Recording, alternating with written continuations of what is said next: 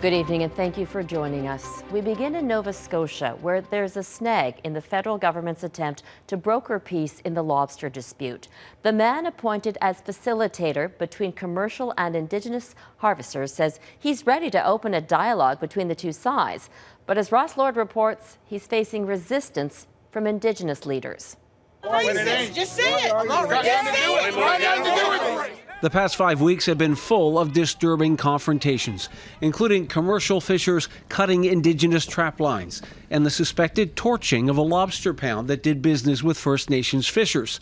To rebuild trust between commercial and Indigenous harvesters, the federal government has appointed what it calls a neutral third party. We'll have to see if we can get people together. I mean, the ultimate goal would be to get as many people together and have a discussion at a multilateral level and to maybe hopefully come up with some resolve. When it comes to fisheries crises, calling someone in is politics 101. I'm trying to negotiate right now to get some understanding on what restraint means. But 20 years after a lobster dispute in Burnt Church, New Brunswick exposed opposing views over Indigenous treaty rights, negotiators are back at square one, and the new appointee is already facing resistance. He's from Pubnico. He's a president of the university down there. You know, he's getting pretty thick with the fishermen. So for us, there was no unbiased decision going to be, made or talked about. Surette admits his objectivity could become an issue. Perhaps, but I'm not going to dwell on that piece. I've done lots of work in the past. Independently, this for me is not going to be any different. I have no intentions of sitting down with them myself. I'll talk with anyone with that, but right now our management plan is our main priority. And like I said, I'll put him in touch with our lawyers that can fill him on the information, our management plan, the treaties, whatever he's looking for. Chief Sachs says he's focused on separate discussions with Fisheries Minister Bernadette Jordan and with Carolyn Bennett, the Minister of Crown Indigenous Relations. Representatives of two commercial fishing groups did not immediately reply to our request for comment.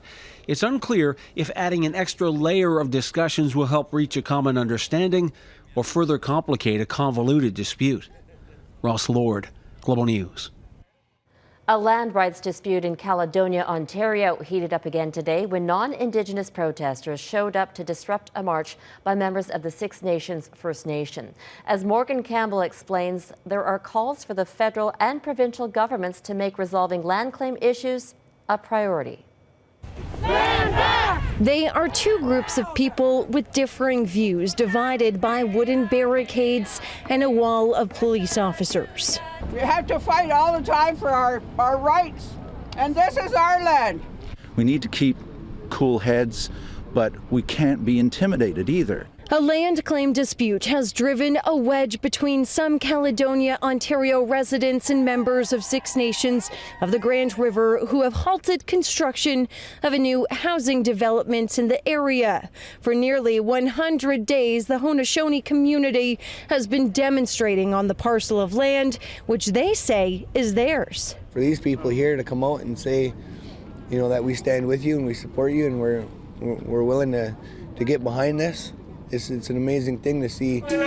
Six Nations has been pushing for a meeting with provincial and federal leaders. The feds have been saying for 5 years now that they're interested in nation-to-nation relationships, and this is something that we need to be pushing forward all the time. According to the federal Minister of Crown Indigenous Relations, there has been an olive branch extended. In a statement, Carolyn Bennett says, "We have put in place flexible processes to allow for the exploration of new ways to achieve this goal." Former Ontario Regional Chief Isidore Day says this is an example of a number of broken promises and commitments from the Royal Commission on Aboriginal Peoples dating back to the 1990s. The Crown-appointed body looked at the relationships between governments and Indigenous people. There's going to continue to be outstanding issues that need to be spoken through the perspective of lands rights holders and not so much those that have been bound to the Indian Act. Day says the land dispute in Caledonia is indicative of those outstanding issues in Canada, whether it be the fisheries dispute on the East Coast or the Wet'suwet'en pipeline controversy on the West Coast. These are all issues Day says the federal government needs to prioritize.